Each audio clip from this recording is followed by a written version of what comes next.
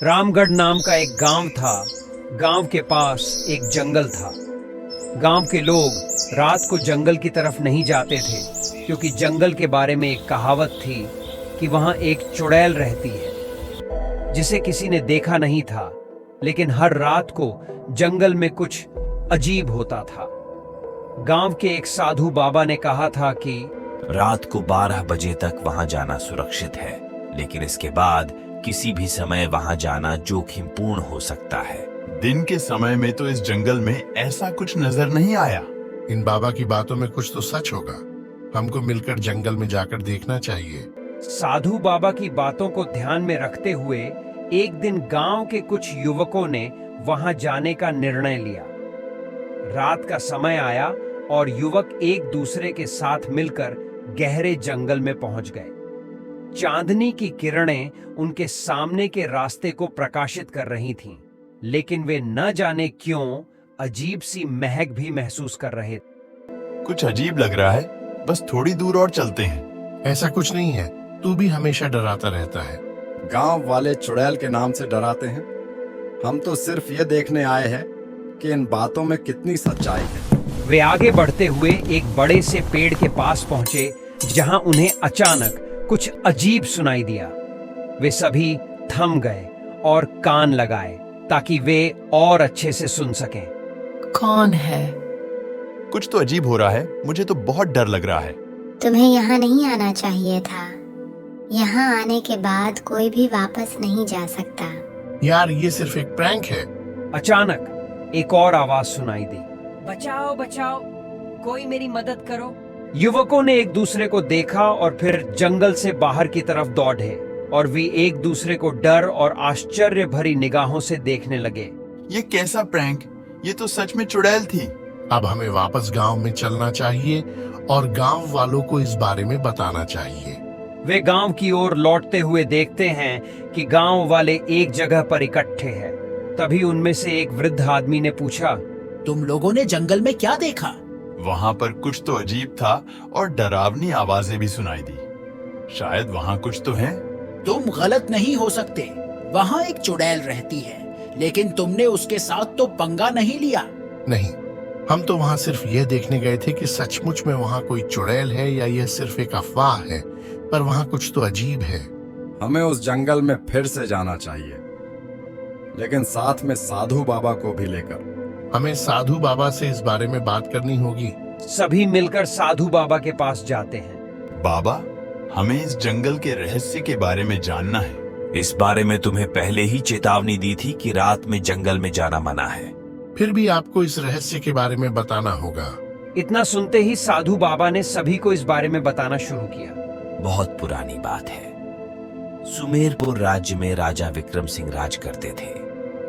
राजा की एक रानी कलावती का राजा पर बहुत प्रभाव था, पर रानी का स्वभाव अन्य सभी के प्रति क्रूर था। रानी का राज कार्य में भी हस्तक्षेप था, साथ ही रानी का व्यवहार भी काफी कठोर था। रानी को सोने से काफी लगाव था। उसने खजाने में काफी सोना एकत्र कर रखा था। एक बार राज्य में काफी भयानक अकाल पड़ा। सभी ओर अनाज की कमी हो गई। ऐसे में राज्य के लोग मिलकर एक संत के पास पहुंचे और उनसे विनती की कि वे राजा के पास जाकर राज्य के हालात राजा को बताए और सहायता के लिए बोले। प्रणाम महाराज, राज्य में अकाल के कारण काफी बुरे हालात हैं। लोग भूख से मर रहे हैं और जानवरों के लिए भी चारा नहीं बचा है। अत आपसे विनती है, आप राजा को इस बारे में अवगत कराए और हमारी सहायता करें। संत राजा से मिलने महल में पहुंचे और राजा से बोले, राजन, राज्य की प्रजा काफी दुखी है। अनाज की कमी के कारण लोग भूख से मर रहे हैं। आप प्रजा की मदद करें। आप अन्य राज्य से अनाज की व्यवस्था कर प्रजा की मदद करें। पर बीच में रानी ने संत की बात को काटा और संत का अपमान करते हुए, हमारे पास इन गरीब लोगों के लिए कुछ नहीं है। आप जैसे साधु भी ऐसे ही मुंह उठाकर आ जाते हैं। इस प्रकार रानी ने संत की बातों पर कोई ध्यान नहीं दिया और उनका बहुत अपमान किया, जिससे नाराज होकर संत ने रानी को श्राप दिया कि तुम कभी भी इस लोभ से आजाद नहीं हो पाओगी और मरने के बाद भी नहीं।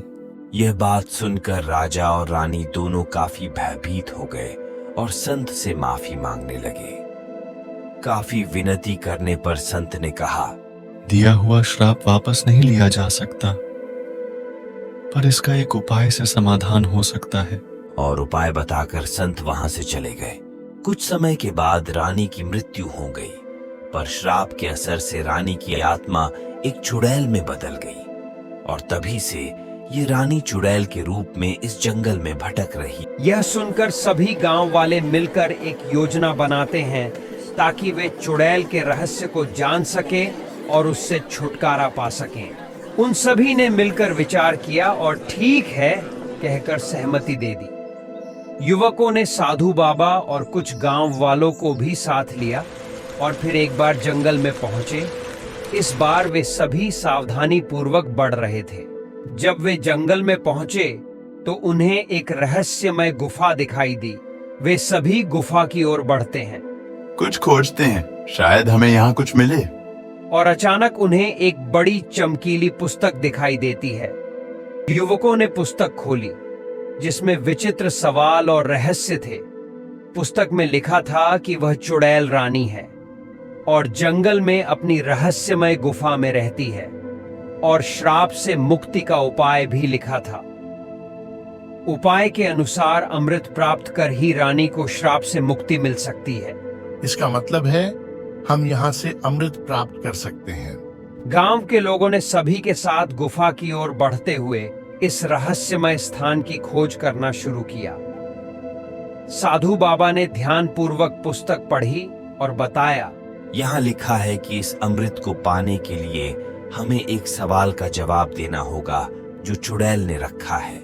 वह सवाल क्या है? वह चीज जो सभी को देने के बाद भी किसी के पास नहीं रहती, क्या है? ये कौन सी चीज है? थोड़ा सोचो, ये एक सामान्य सवाल है। गांव वालों ने एक दूसरे के साथ चर्चा की और फिर सभी ने एक समझदार उत्तर दिया, वादा। वादा। उत्तर देने के बाद अचानक वहां से अमृत की बूंदें बहने लगीं और उन्होंने चुड़ैल रानी को श्राप से मुक्ति दिला दी। अब हमें यहाँ से बाहर निकलना चाहिए। वे सभी एकत्र होकर गुफा से जैसे ही बाहर निकलते हैं तो अचानक उन्हें एक चमक दिखाई देती है। यह चमक गुफा में रखे खजाने से आ रही थी, जिसे देखकर सभी की खुशी का ठिकाना नहीं रहा। गांव वाले खुश होकर एक दूसरे को गले लगाते हैं और सभी खजाने को ले जाने में एक दूसरे की मदद करते हैं। इस तरह चुड़ैल की कहानी गांव वालों के लिए एक नया दिन लेकर आई।